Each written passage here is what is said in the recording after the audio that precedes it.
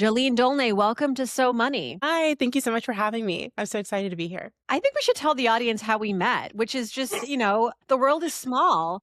And I want to give a shout out to Kate Santishan, who was my producer at Yahoo Finance for many years. And y'all have found me through that. Like a lot of people are like, I knew you back when you did Financially Fit on Yahoo. I'm like, oh my gosh, you knew me when I was a baby.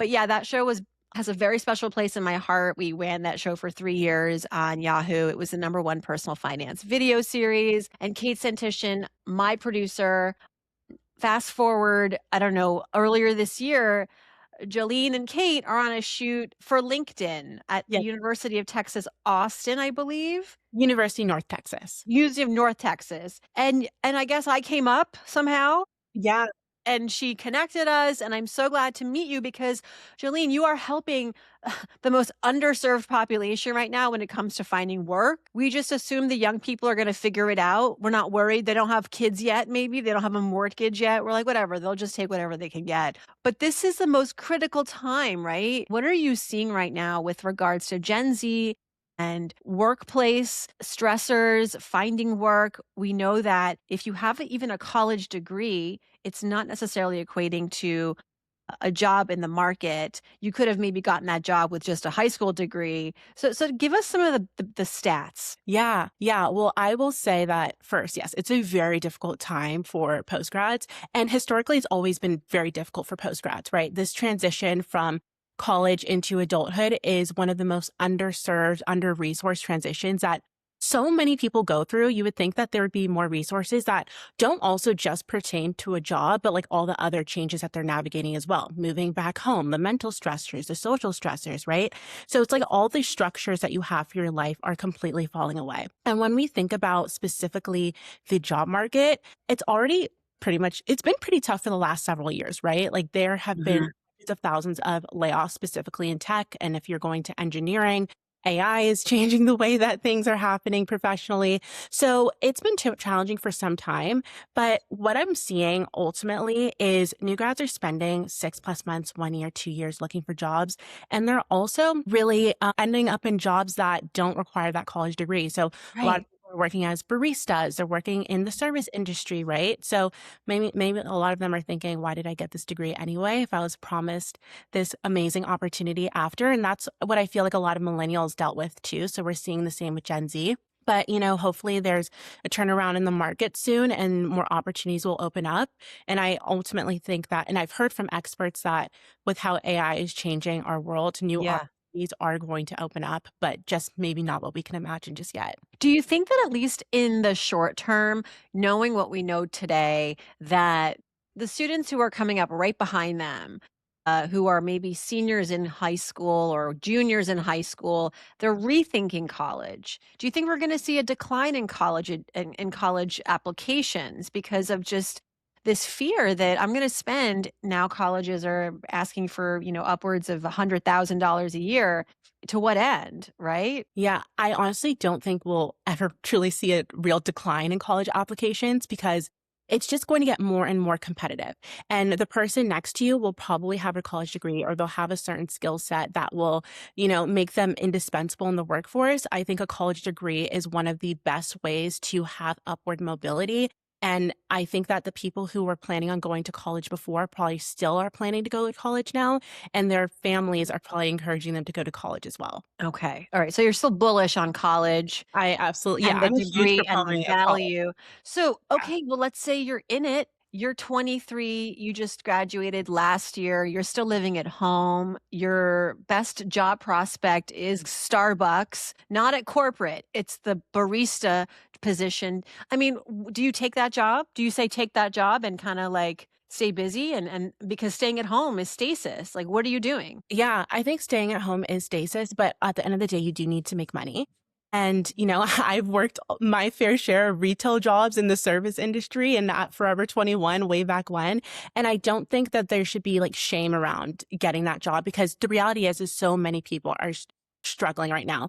And ultimately, the way that the workforce is moving is that people are going to be moving into more of an entrepreneurial role rather than a lot of strict 9 to 5. So what we're seeing a lot is a lot of young people are taking freelance opportunities, freelance marketing opportunities, freelance X, Y, and Z, right? So there might be opportunities at your local barista, but there also might be opportunities doing freelance work or contract work before you get into that typical like 9 to 5 corporate structure. So definitely take the job. I feel like there are a lot of really good skills you can learn from a service industry. I learned how to be very patient working at Yeah. my first job out Oh, of yeah. college. I was working at a car rental company, and they taught at Enterprise, and it was our management training program. They taught us all about sales, marketing, customer success, and that was the foundation for my whole sales career. So definitely don't feel any sense of like shame around it, but you can use that as the launching pad for your next thing. Great. How did you get to be where you are? You're in the cohort essentially that you are trying to educate and guide. So you're learning for your own benefits here as well, but you're really determined and you're passionate about helping your peers. How did you get to this? Because this wasn't exactly what you did after college graduation either. You kind of went through a little bit of a journey. Right. Yeah. No, I definitely did. And I would say I'm a little bit older. I feel like I just hit my Maybe you late just look like you're 23. I don't know. I don't have 28. ages. I just Yeah. That's So, my bad. no, it's cool. Pretty close to 30, but I still feel that way. You're 30? I'm close 2 years from Oh, 30. People joke that when you live in New York, you're like 3 years or 5 years younger. So mentally 20. yeah. But I would say, yeah, it was a very windy journey for me. And that journey inspired my journey into becoming a founder and creator and so on. So basically, I graduated college in 2019 from UC Santa Barbara. And there I was a biology major. I'm a daughter of Haitian immigrants. And if you're a child of Haitian immigrants, you know, like doctor, lawyer, engineer, those are the career Yeah. paths. You know, our parents, they want us to be stable. There's nothing wrong with that. Those are amazing careers. But where I was personally in my development, it just wasn't with my personality type. I'm someone who likes to adventure, explore. I like variation. I like to be outside, right? So I basically settled into sales. I got to that conclusion because I had an ACL tear my last quarter of college, and I was a cheerleader there. And I really had a chance to take a beat and think, okay, what are the things that I naturally enjoy and how can that align with my career? And speaking, becoming a tour guide, being a cheerleader, those were all performance-based things and naturally translated to his career in business. And from there, I worked at Enterprise, rent a car, and I did about a year there before where I really learned the foundations of sales, marketing, customer success. And then, you know, the pandemic hit, that little thing that happened to all of us. And I was stuck at home at my parents' house and again, wanting more. I've always had that creative spirit and I wanted to create, but also was really struggling with what post-grad life was like for me. Like I moved away from my friends. I had really started becoming this new person, but I didn't have any of the structures and directions. And I'd also left that previous job. So I'd done what everyone was doing in 2020. I started scrolling on TikTok and I was, Oh you my know, God. community, right? Like it's so much funny. It's so funny. There's so much nostalgia around that time. But additionally, I started posting and finding community of other young 20 somethings who were navigating that same life transition as me. And at the same time, I was searching for my new job and career folks on TikTok kept posting that you need to optimize your phone profile. You need to do X, Y, and Z to find a job. And it was very similar to, you know, what's going on right now. I was unemployed for about 6 months before I optimized my LinkedIn profile. I bought a course for $20 that would teach me how to do that. And then within maybe like 2 weeks, and recruiters were starting to reach out to me and 6 months of job searching came to an end. I got a new job working in corporate, Wow. moved to New York City, and yeah. All right. Can you share some of that with us? I want to know. I want to really get specific and action driven for the listener. Maybe the listener is the parent of the young person who's, still occupying their childhood bedroom at the moment, despite a 4-year college degree. Honestly, no shame in that. I just also want to say that this is not a new thing. Kids have been doing this since I was graduating from college. And it was often seen as like, well, strategic, maybe you're going to stay at home and ultimately like if you do get a job, you could still stay at home and save. Yeah. So, whatever you got to do, it's a process. Everyone's got their own journey. But for those who are very motivated to find work and be out on their own, what would you say? What's like their 6-month action plan? Yeah. I would definitely say that you have to take an approach of like your job search is a sales job. So you need to have inbound and outbound opportunities going for you. And inbound, what I mean by that is make sure you are positioned in a place where opportunities can come to you. So that means tapping into your network, tapping into your university's alumni network. Go ask your past professors, right? Go back to your university's career center. Ask your parents' friends what they're doing for work. Take as many informational interviews as possible. Post on LinkedIn. Get the What are you visibility. posting on LinkedIn? You don't have any insights. You've Yeah, taken, what are you providing that's of substance on LinkedIn? And I'm not being yeah. facetious. I'm just really like, I have a hard time Right. knowing what to post on LinkedIn. Yeah. When I first started posting when I was around that age too, I felt like I didn't have as much to say, but it's actually the opposite, I would say, because you have internship experience, you have what you're seeing on like on the entry level of Yes. what you first started that can be shared in your perspective and also the reality of what it's like to job search. So for example, when I was in my first role, I was a sales development representative. I would talk about what it was like to pitch leads and stuff. And that's experience that senior executives don't have because they're more high level in the organization. So you can even post about what what the job search is looking like for you, what's working versus not working, what is a really great conversation you've had, how you've been able to land informal interviews, right? Because then when your peers that you're connected with from college or high school, because everyone's getting on LinkedIn when they're obviously applying for jobs, they'll see that and connect with you there. And a lot of times as you continue to grow in your career, networking laterally is just as important as networking up. So Mm. I would definitely say post on LinkedIn, do all those things, and then also tailor your applications, reach out to the hiring manager. So it's a full force kind of thing. You're putting in a lot of effort to make it well-rounded and expand your surface area for lack. Yeah, I like the idea of like, think of your job search as a job, Yeah. but there are a lot of mistakes people make. I think that there is this misnomer that more is more, that Mhm. the more I apply, the better my chances, and it becomes a numbers game. But Mhm.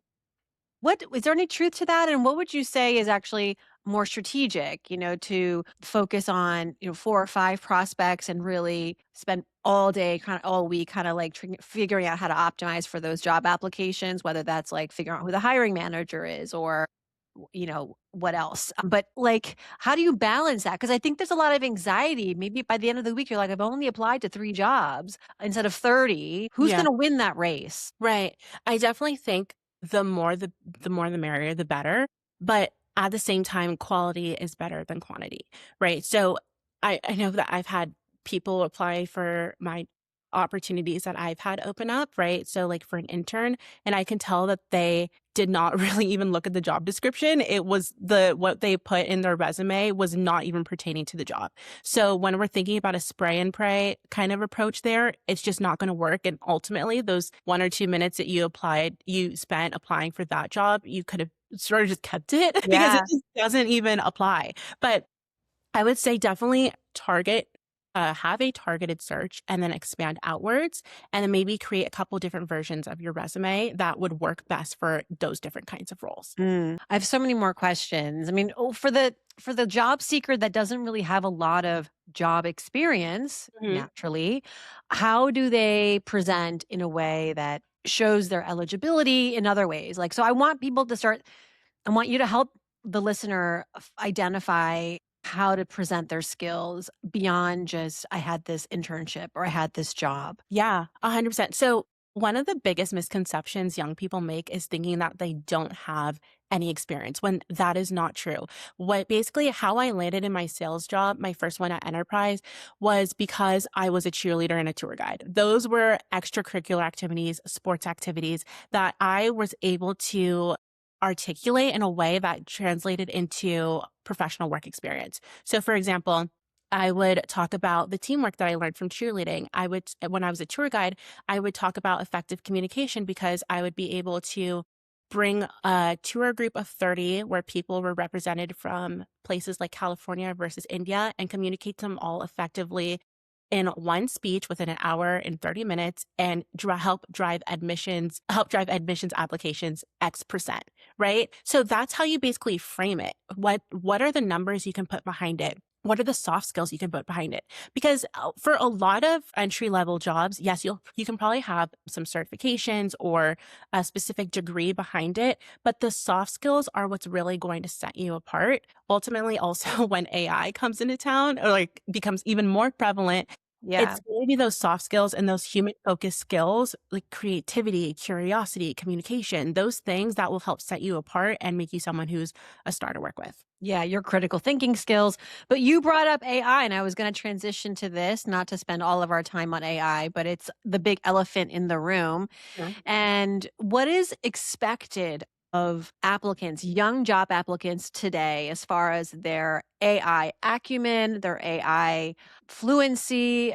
Should you put some of that on your resume no matter what the job is? Because let's be honest, every job is going to have some degree of AI influence. Mhm.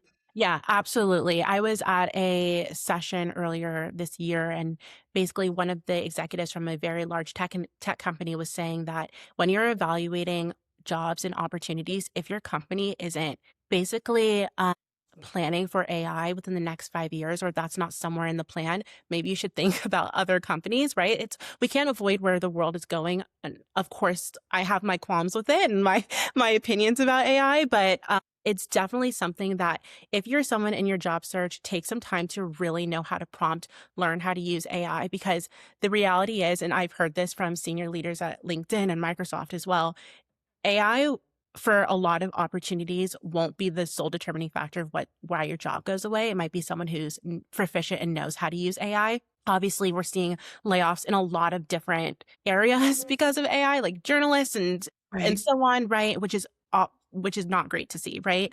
But it is important to have some proficiency around it, or in your free time know how to tinker with it, because we're seeing it now more and more. Like so many companies have AI somewhere or Yeah. somewhere in their processes. They want to make sure that their employees know how to use it and it's optimized within their workflows. Don't tell the person across the interview table that you hate AI because Yeah. unless you're going to like an artist commune, I don't know where that's going to be like okay to have that feeling, right? Because especially I'm talking now like corporate jobs. Yeah. Yeah. 100%. And like what you're saying with artist communes, right? I think in more creative roles, it'll be a lot more different. It'll be a lot different, but I think in from a productivity standpoint, it's Yes. important to know how to use AI, or to even just be curious about it. Even though we all have, like I said again, our qualms with it, it's important to demonstrate some kind of curiosity, which I think is important for any kind of job, right? So if they're saying that you have to know how to use X, Y, and Z tool that they implemented, they're going to want to know that you're interested in learning how to use their tool and you're going to do your best when you show. I was watching online the other day about it was someone talking about, I think it was, oh gosh, Susie Welch, actually. Mhm. You know, she's famous. And Mhm. she was saying how she teaches at NYU. And she was saying how graduate school can sometimes be where young people hide when the job market is not providing what they're expecting. There aren't enough jobs, or they're getting rejected, or they're afraid of the rejection. So they go and they essentially think, I'm going to just get another degree. And that has a cost to it and not always a payoff. What's better? Do you go to grad school? Do you wait it out?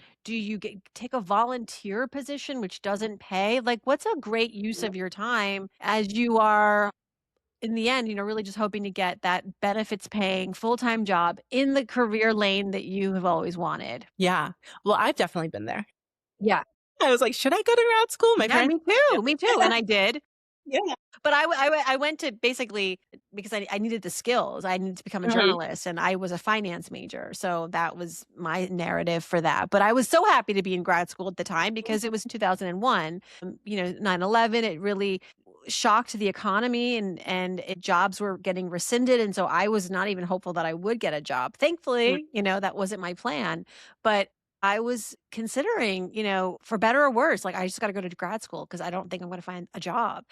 I honestly, it's like I don't want people to think that I am not ambitious.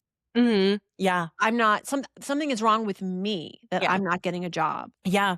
I totally relate to that and can empathize. And I feel like That's what a lot of people are struggling with right now, because when you're not able to land a job or find work or find meaningful work, it's like, what does this have to say about me? When ultimately it can just not even really be about you. It's just the state of the market. But back to your question about, is grad school basically the right path? It depends. I think the best thing to do is really understand, what is your end goal and what are you getting out of grad school?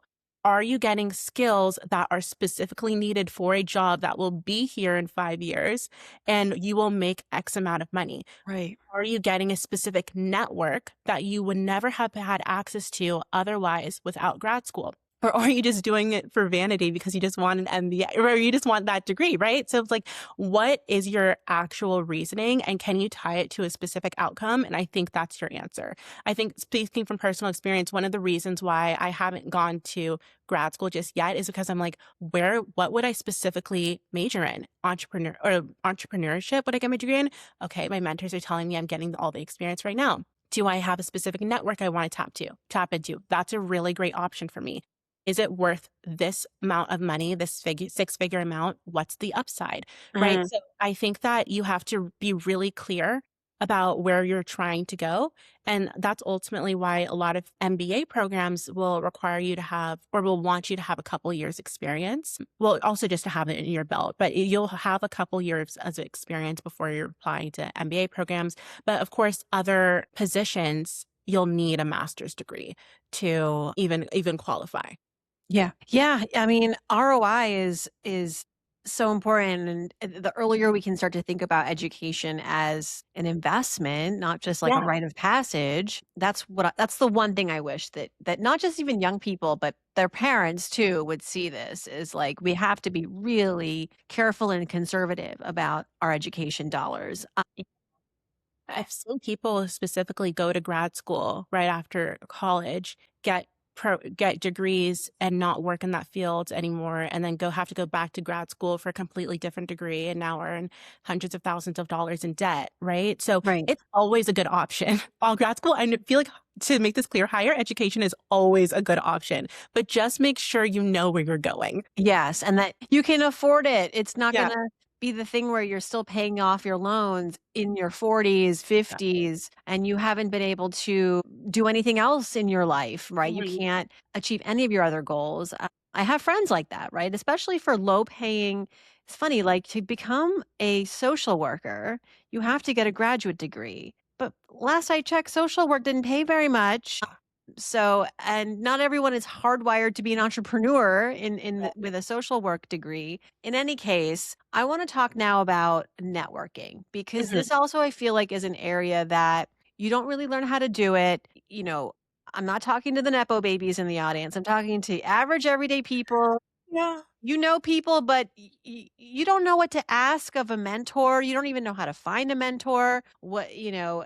Some people don't have the confidence, or they don't have the security to say, I'm going to go and like ask someone for help. So, what's your roadmap? What's your strategy, your playbook for young adult workers and how they can expand their network and ultimately leverage that network? Yeah, and I could say at first I totally relate. As a daughter of immigrants, I felt like I had to be not completely self-sufficient, but I developed that muscle to try to get things done as much as possible myself. So it could be hard starting out asking for help, especially if you were a star in college, you were the star in your internship and you feel like you're on top of the world, right? But I think that it sort of goes back to starting with what you know. You sort of have to get scrappy and see what you have and work from there.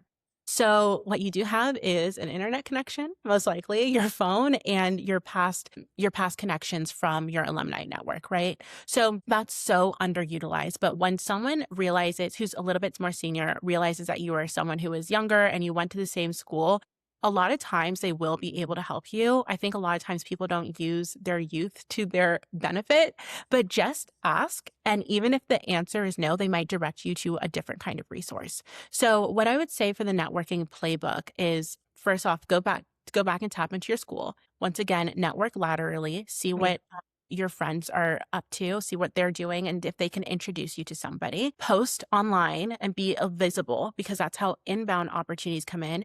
And if it's a little bit harder for you to step out of your shell and to be public or to, post on LinkedIn to introduce yourself to people, I think it's something that you might have to break down a little bit, right? Start to practice with the people around you. Go to a networking event with a friend. I love apps like Partiful and Luma, and Mhm. they allow you to find a lot of different events that are happening around you and go with a close friend and then sort of break into it that way. And also, I think keeping in mind that most people aren't off the bat mean or rude. Like Yeah. they want to connect. If they're in a networking event, they want to connect with you, right? I think that remembering what you have to offer, go back to the extracurriculars, go back to your toolkit or what you've done and bringing that forward is a really great way to network. And, I also take the approach of just making friends. Like I take it like making friends. Yes, you have nothing to lose. Like, Exactly. literally, you have nothing to lose, and, rejection is a part of life, and I think, as I've learned, the earlier you get used to it, the less annoying it becomes as you get older. You just kinda, like, it rolls off your back more and more, but it is a part of life, and the earlier you kind of put yourself in taking those risks, and sometimes they'll pay off, sometimes they won't, but it's all a learning process. I Yeah. have to say, your training in sales, invaluable, let me guess, Yeah. right? Yeah. Because and I 100%. this is one thing I'll offer to anybody is, like, if you are young in your career and you don't really care for sales, but you need a job, take the sales job. You will learn so much. I have interviewed so many billionaires, entrepreneurs, founders, and the common denominator, Jahleane, is that they are good at selling. They're good at selling. But what Yeah. does that mean, right? They know how to communicate, they know how to negotiate, they know how to read people. They know how to frame a narrative to move a project, an idea forward. They hustle. And these are the skills that are all ingrained in a sales job. And you may not even have these skills yet, but you will start practicing those Oh, skills. yeah. Yeah. A year of sales will do more for you in the foundation of your career than I think a lot of experiences will. Yes. When I was doing my first year at Enterprise, oh my gosh, it was so challenging for me. It was so challenging, but that's the foundation for everything I do now and also entrepreneurship. Can you like turn that into something? I feel like that is a very important public service announcement that I'm sorry, biology majors. I'm sorry, whatever you studied, you think you're like not equipped to have a sales job or it's not your dream job. Well, let me tell you, if you can just do this and stick it out for a year, you might love it. And if you don't, you will be a different person for the better, for the workforce, for what it takes ultimately to climb in any career, I think. Yeah. And honestly, not even in career and also in your life, like working a sales job helped me land a New York City apartment. I beat out 200 other people who applied. It's Wait, because, what? yeah, it's like I basically, you know how it's hard finding an apartment in New York City, especially when you're young and you find something that's like priced well and spacious and so on. But basically, I saw this listing. It was posted within 30 minutes. It had 40 saves. Found the realtor's contact information online, texted him instead of emailing like everybody else, texted back. And then 30 minutes later, I saw the apartment. And then a week later, I signed for it. And he told me I beat out 200 other people who all, What? yeah. So sales skills, it translates into your real life and to negotiate your salary. So to wrap, tell us about the Postgrad Playbook. This is your offering. You're building a multi-platform business around this to help young people acclimate into the workforce. So I'm gonna ask you about that, and then I want to ask you what happens when you're 50. What are you doing then? Not, I'm sure you thought about it because Yeah. I Me can I got personally? yeah, because you're helping young people right now. Do you think you're going to help people as you grow in your peers as you get older? Like, I mean, for Yeah. me, I started out helping young people in my 20s with money. Then I never neglected them as I got older, but it felt like I just built my age group grew and grew as I grew. And Yeah. I would just pivot that way, and I'm just curious how you're thinking about your growth trajectory in your career. But first, tell us about the playbook. Yeah. So yeah, I'm the founder of the Postgrad Playbook. So in its totality, it's a media platform and also community helping young people navigate the years after graduation. So think about when you enter college, you have orientation, but when you leave, it's like there's nothing. And so the Postgrad Playbook bridges that gap.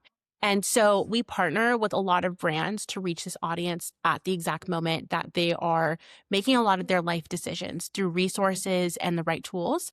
And then also through a lot of free products. So free products and downloads. So I'm really excited to share the starter kit. And that includes 3 different downloads, including 14 questions for what to do with your life, 6 LinkedIn hacks that you need to kickstart your profile, and some of the tips that I shared earlier on in the episode, Mhm. and also a full guide for how to translate your professional experience, your internship and college experience and volunteer experience into professional experience. So free guides, and then you get a biweekly newsletter that is also sharing more tips and resources and tools from our sponsors. You know what else you could add to your cadre of offerings? I actually met a woman at an event in town. She used to work in recruiting in the in the finance world. And she, like you, has said, there's a huge underserved market of young people, how to navigate specifically like the finance jobs, Wall Street, consulting. And so, get this, she gets parents to pay her thousands and thousands of dollars to career coach their 22-year-old kid. And her pitch is, look, you just spent $100,000 a year sending your kid to college. Hmm. What's another 10,000 to make sure they really land that job? I know the Exactly. college should have prepared them, but the colleges are not working in the real world. I Yeah. am, and Yeah. I have the relationships. And so the parents invest in her to then help their kids. And it's a win-win-win because she makes money. The parents get their kids out of the house sooner. The kid gets a job. It's not for everybody, obviously, because it costs, Hmm. but I think it just reinforces that the market you're serving needs you. But there's also that Oh, potential yeah. too. Absolutely. Well, the Postgrad Playbook, we're building out our own network of career coaches right now. There you go. So I really love being at the head of the multimedia company and then giving so many people those resources. But no, absolutely. I think that people need that one-on-one individualized career support. So that way they can feel like it's someone's taking care, like caring for them kind of, and they're not Yeah. lost in this world. Perfect. Okay, so where do you see yourself in the future? I mean, you kind of gave a little bit of a sneak peek of like this coaching cohort, but do you see yourself helping your peers as you all grow up, right? Yeah. Because it's just evolving. Yeah. So what's really interesting, I feel like, about being a founder nowadays is that you have your founder brand and then you have your business brand. Right. Right. So there is always the Postgrad Playbook, and then there's Jahleane Dolné as a founder. Right. And so in a way, I'm sort of already doing both. I share my founder journey. I share like how I'm pitching. I share how I navigate opportunities, and I share how, you know, I started a new series called The Permission Slip, and I've done a lot of like individual coaching about breaking your limiting beliefs and the power of the subconscious mind, where I've coached like very senior people who are leading their own companies. So in a sense, like I'm still doing it. I'm doing both. My audience actually is very mixed versus my personal accounts and also the Postgrad Playbook accounts and what I'm doing on the ground. But I think that as I grow and as the Postgrad Playbook expands, I'll front facing will probably be more of what I've learned as an entrepreneur and a founder, similar to what I'm doing now. And the Postgrad Playbook will always help that younger generation. I always imagine it to be a resource that has staying power beyond me. Yeah, I think that every founder wants to create something that's so much bigger than themselves. So I hope the for Postgrad sure. book can be that institutional home and that transitional home and resource for postgrads for decades, even beyond when I'm here. It will for sure be an ongoing need. This is not a flash in the pan. This is not a moment in Yeah. time. It's just going to get harder and harder, I think. Yeah. But we'll learn and we'll adapt, and we'll have you to help us out. Jahleane Dolné, thank you so much. I'm so glad we got to make this happen. And truly, anyone listening, whether you're the young person or you know someone, send them this episode. Thank you so much for having me. And I had so much fun. Great. Fun is important. I mean, as I get older, I feel like that's all that matters.